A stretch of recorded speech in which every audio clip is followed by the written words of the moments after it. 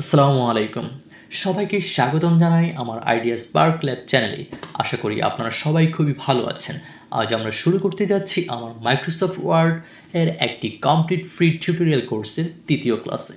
তাই দেরি না করে চলুন শুরু করা যাক। ভিডিওটি ভালো লাগলে লাইক দিয়ে সাথেই থাকবেন, আর যারা এই কোর্সটি ফ্রিতে করতে চায় তাদের সাথে শেয়ার করতে ভুলবেন না। আর হ্যাঁ, আপনি যদি আমার এই চ্যানেলে নতুন হয়ে থাকেন তবে এখনই সাবস্ক্রাইব করে বেল আইকনটি চেপে দিন, যাতে পরবর্তী একটি ক্লাসও মিস না হয় আপনার। চলুন সরাসরি চলে যাই আমাদের কম্পিউটার স্ক্রিনে। তো আজকে আমরা দেখব এই রিবনের মধ্যে প্যারাগ্রাফ নামে একটি গ্রুপ আছে। এই প্যারাগ্রাফ গ্রুপের আন্ডারে যতগুলো কি আছে সেই প্রত্যেকটা কির আমরা কাজগুলো বিস্তারিত আলোচনা করব। তো আমরা আপনাদের বোঝার সুবিধার্থে আগেই আমি কিছুটা কাজ করে রেখেছি, অর্থাৎ আমি এখানে 5টি সাবজেক্টের নাম লিখে রেখেছি এই কাজগুলো আপনাকে বোঝানোর জন্য। প্রথম যে কিটা রয়েছে এটাকে বলা হয় বুলেট কি। এই বুলেট কির কাজটা মূলত হচ্ছে প্রশ্নপত্রে অথবা অনেক সময় কোনো ডকুমেন্টে দেখতে পান যে কিছু স্পেসিফিক কিছু ওয়ার্ড বা স্পেসিফিক কিছু লাইনের আগে একটা চিহ্ন থাকে, মানে সৌন্দর্য কারণে বা কোনো কিছু নির্দেশ করার কারণে। সো ওই চিহ্নগুলো সাধারণত এই বুলেট কির মাধ্যমে দেওয়া হয়। সো আমরা এই জিনিসটা দেখছি। প্রথমে যেই জিনিসটার আগে আপনি চিহ্ন বা কোনো কিছু বসাতে চান সেটা আগে সিলেক্ট করে নিতে হবে। দেন আপনার বটম কি ক্লিক করতে হবে। দেন দেখেন এখানে কিছু অপশন, এটা হচ্ছে বুলেট কি। দেন এখানে কিছু অপশন আছে, আপনি এই লেখাগুলোর আগে কোন চিহ্ন অ্যাড করতে চান। দেখেন আপনি নিচে দেখতে পাচ্ছেন এই আইসিটি, এখানে লক্ষ্য করে দেখেন আমি যেটার কার্সারটা যেই পাশে রাখছি সেই চিহ্নটা কিন্তু এর আগে অ্যাড হয়ে যাচ্ছে। দেখেন সাপোজ ধরুন আমি এই চিহ্নটা রাখতে চাচ্ছি, এই চিহ্নটা হয়ে গেছে। দেন আমি যদি আবার চেঞ্জ করতে চাই, আমি আবার এটাতে ক্লিক করলে আবার আগের অবস্থায় ফিরে আসবে। দেন যেহেতু সিলেক্ট করা আছে আবার এখানে ক্লিক করে আমি অন্য একটা ধরুন সিলেক্ট করে নিলাম। তো এটা হচ্ছে বুলেট কির কাজ। দেন আমরা যেটা দেখব সেই কিটার নাম হচ্ছে নাম্বারিং কি। আমরা প্রশ্নের প্রত্যেক কখনো রোমান সংখ্যা কিংবা কখনো ম্যাথমেটিক্যাল সংখ্যা আমরা দেখে থাকি। সো ওই জিনিসটা কীভাবে করা হয়, ওই জিনিসটা মূলত নাম্বারিংয়ের মাধ্যমে করা হয়। যেমন এখন এই সাবজেক্টগুলো সিলেক্ট আছে, দেন এটাকে বলা হয় নাম্বারিং কি। নাম্বারিং কির ডান পাশে দেখেন একটা অ্যারো চিহ্ন আছে, এই চিহ্নতে আমরা ক্লিক করব। দেন আপনি কোন পজিশনভাবে চান, যেমন এখানে 1-2 দ্বারা দেওয়া আছে, এখানে 1-2 ডট দ্বারা দেওয়া আছে, এটাতে 1-2 ব্র্যাকেট দ্বারা দেওয়া আছে, মানে বিভিন্ন ফর্ম্যাটে দেওয়া আছে। সাপোজ আমি এই ফরম্যাটটি আমি নিতে চাই। সো এটা ক্লিক করলে দেখেন আমার এই ফরম্যাটটা ওপেন হয়ে গেছে। ধরেন আমি এই ফরম্যাটটা আমি অন্য একটা ফরম্যাট চাই, আমি এবিসি দ্বারা চাই, অর্থাৎ প্রশ্নে সাধারণত ইংলিশে যে ফরম্যাটগুলো থাকে এটা দিলে দেখেন আমাদের এই ফরম্যাটটা চলে আসছে। সো আপনারা বুঝতে পেরেছেন যে নাম্বারিং কির কাজটা কি। দেন আমরা যে কাজটা দেখব সেটা হচ্ছে মাল্টি-লেভেল লিস্টের যে কাজগুলা। তো এটা এই লেখাগুলো আবার সিলেক্ট করে আমরা 15 এখানে ক্লিক করার পর দেখেন এখানে অনেকগুলো অপশন আছে, আপনি নিজের ইচ্ছা মতো আপনি মডিফাই করে নিতে পারবেন। অর্থাৎ আপনি যে অপশনে ক্লিক করবেন আপনার সেই লেখাগুলো সেমভাবে আপনার সামনে ক্রিয়েট হবে। তো এটা গেল এই কাজ। দেন আপনার দেখেন আর এর ডান পাশে একটা কাজ আছে ডিক্রিজ এবং ইনক্রিজ। ডিক্রিজ দ্বারা বোঝায় কোনো লেখাকে বাম পাশে সরানো এবং ইনক্রিজ দ্বারা বোঝায় কোনো লেখাকে ডান পাশে সরানো। অর্থাৎ আমাদের এই লেখা এখন যে লেখাটা আছে এটা অলরেডি পেজে বাম পাশে আছে, সো এটা ডিক্রিজ হবে না। আমরা যদি এটাকে ইনক্রিজ করতে চাই এটা সিলেক্ট করে দেখেন আমরা ইনক্রিজ বাটনে ক্লিক করলে দেখেন সেটা ডান দিকে যাচ্ছে। এখন যদি আমাদের মনে হয় যে না আমরা এটা মিডল কিংবা সাইডে নিয়ে আসবো, তখন আবার আমাদের ইনক্রিজ বাটনে ক্লিক করতে হবে, ডিক্রিজ বাটনে ক্লিক করতে হবে। দেখেন আবার এটা পুনরায় চলে আসছে। সো এটা হচ্ছে ইনক্রিজ এবং ডিক্রিজের কাজ। দেন আছে অ্যাসেন্ডিং এবং ডিসেন্ডিং। আমরা জানি অ্যাসেন্ডিং এবং ডিসেন্ডিং দ্বারা মূলত বোঝা হয় ক্রমান্বয়ে সাজানো, অর্থাৎ ছোট থেকে বড় কিংবা বড় থেকে ছোট। সো সেটা বোঝানোর জন্য আমরা সর্বপ্রথম 3, দেন 2, দেন 1, দেন 6, দেন 5, দেন 4 আমরা এই সংখ্যাগুলো নিয়ে নিলাম।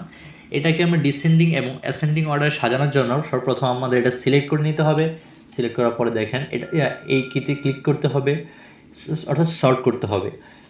শর্ট কিতে ক্লিক করার পরে দেখেন এই যে ডান পাশে দেখেন অ্যাসেন্ডিং এবং ডিসেন্ডিং অর্ডারে লেখা আছে। আমরা যদি এখন ডিসেন্ডিং অর্ডারে সাজাতে চাই, সো ডিসেন্ডিং অর্ডারে ক্লিক করে এখানে ওকেতে ক্লিক করলে দেখেন আমাদের ডিসেন্ডিং অর্ডার সাজানো হয়ে গেছে। অর্থাৎ সর্বপ্রথম আমাদের 6, 5, 4, 3 এভাবে সাজানো হয়ে গেছে।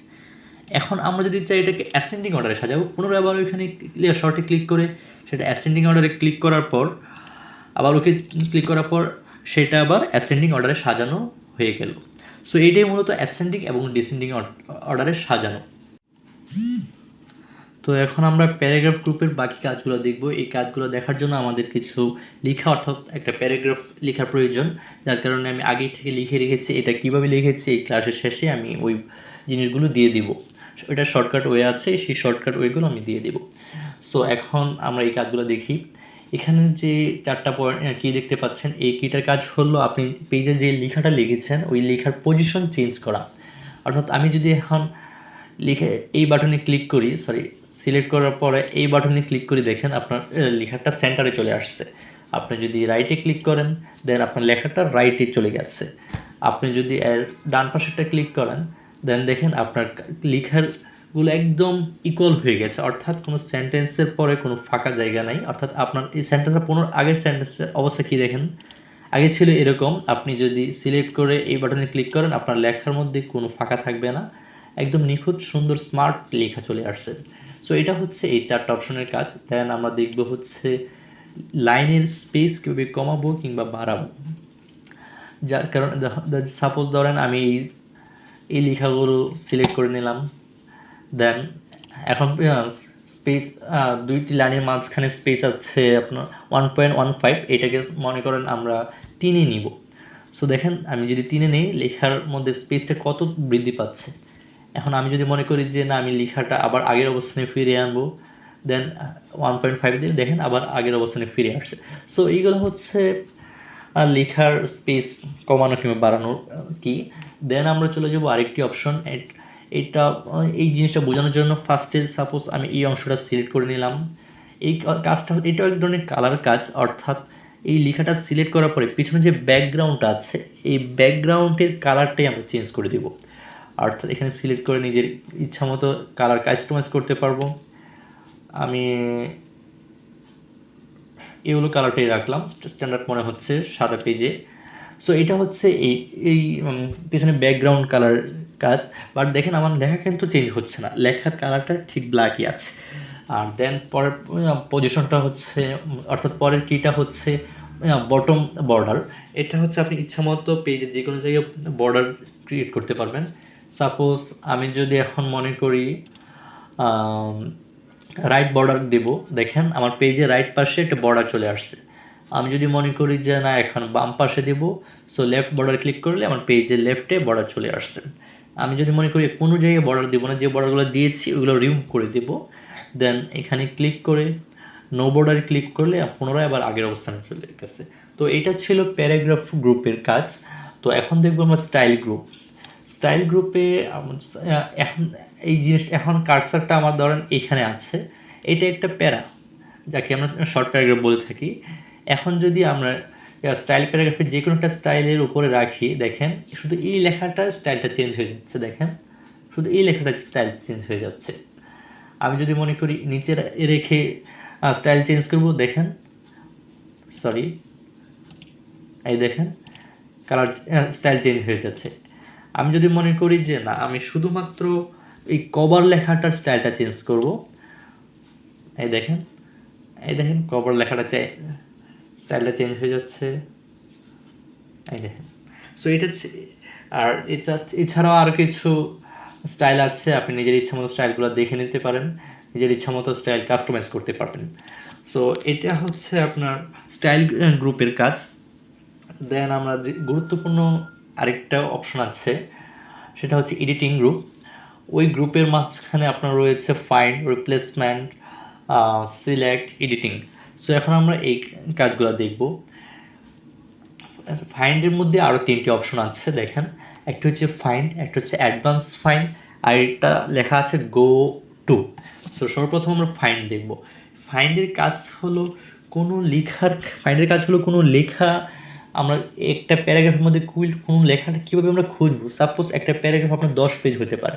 আপনি 10 পেজ তো আর 10 পেজের প্রত্যেকটা ওয়ার্ড বাই ওয়ার্ড পড়ে তো আর ওই নির্দিষ্ট একটা শব্দ খুঁজতে পারবেন না, বা খোঁজা সময় সাপেক্ষ ব্যাপার। আপনি মানে অল্প সময়ের মধ্যে কীভাবে একটা নির্দিষ্ট একটা শব্দ কীভাবে খুঁজে বার করবেন, সেটা হচ্ছে আপনার ফাইন্ডের কাজ। সো আমরা এখন সেই ফাইন্ডের সেই কাজটা দেখব, কীভাবে একটা প্যারাগ্রাফ থেকে নির্দিষ্ট একটা ওয়ার্ড কিংবা নির্দিষ্ট লাইন আমরা কীভাবে খুঁজে বের করতে পারি। সো এখন আমরা ফার্স্টে চলে যাব ফাইন্ডে। তো আমরা এখন ফাইন্ডে ক্লিক করলাম।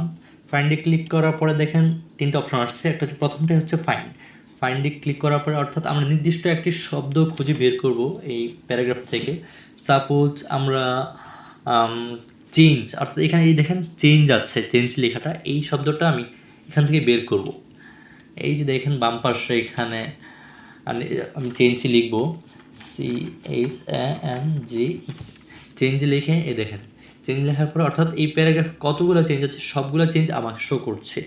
এই যে একটা চেঞ্জ, এই যে একটা চেঞ্জ, এই যে একটা চেঞ্জ। অর্থাৎ ফাইন্ডের কাজ হচ্ছে এটা কোনো একটা প্যারাগ্রাফ বা কোনো একটি বড় কিছু থেকে সে একটা নির্দিষ্ট শব্দ কিংবা অংশকে খুঁজে বের করা। তো এটা হচ্ছে ফাইন্ডের কাজ। দেন হচ্ছে অ্যাডভান্স ফাইন্ড। এখন আমরা যাব অ্যাডভান্স ফাইন্ড। এই দেখেন অ্যাডভান্স ফাইন্ডের কাজ হচ্ছে আরও নিখুঁতভাবে খুঁজে বের করা।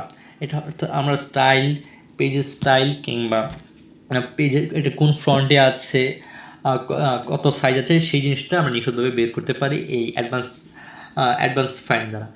আমরা অ্যাডভান্স ফাইন্ডে ক্লিক করার পরে দেখেন নিচে অপশন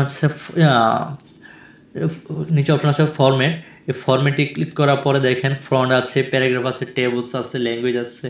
অর্থাৎ এইখানে ক্লিক করে সাপোজ আমরা ফ্রন্টে ক্লিক করলাম।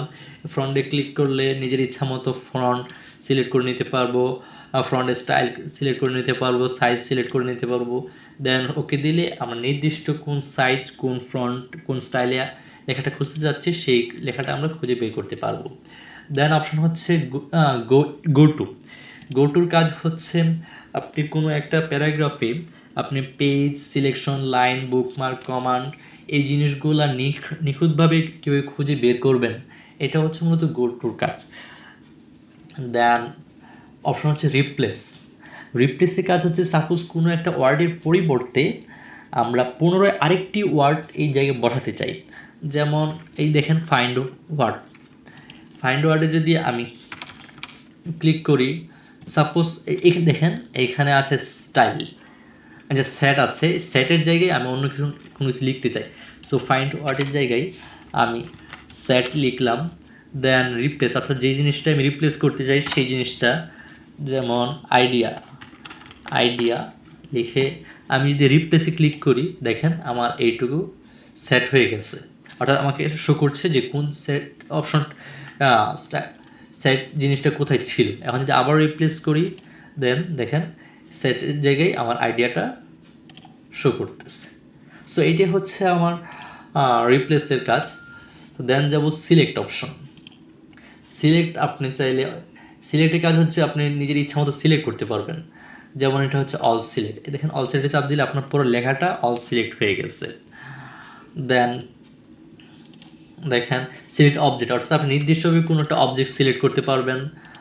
দেন সিলেকশন পেন, অর্থাৎ এখানে আপনি এই পেজে কোন শেপটা সিলেক্ট করতে চান সেই জিনিসগুলো আপনি সিলেক্ট করতে পারবেন।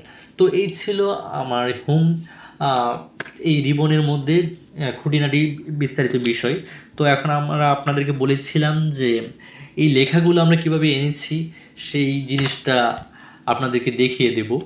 সো দেখেন এই লেখাগুলো আমরা কিভাবে এনেছি। আপনি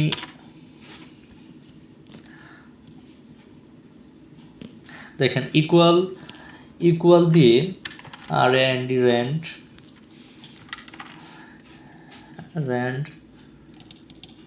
এটা দিয়ে যদি আপনি এন্টারে চাপ দেন তাহলে আপনি একটা প্যারাগ্রাফ দেখাবে। আবার আরেকটা অপশন আছে ইকুয়াল দিয়ে আপনি যদি LOREAN দিয়ে চাপ দেন, REN ক্লিক আরেকটা আছে RAND রেন ব্র্যাকেট, সরি ফরম্যাটটা চেঞ্জ হয়ে যাচ্ছে, RAND 3,5 এটা লিখেও যদি আপনি এন্টারে চাপ দেন, সরি আমার এখানে ইকুয়ালটা দেওয়া হয় নাই, দেখেন এই দেখেন আপনাকে একটা প্যারাগ্রাফ শো করতেছে। সো এইগুলো হচ্ছে আপনার সেই কাজ। সো এভাবে আপনি চাইলে নিজের ইচ্ছা মতো কাস্টমাইজ করে নিতে পারবেন।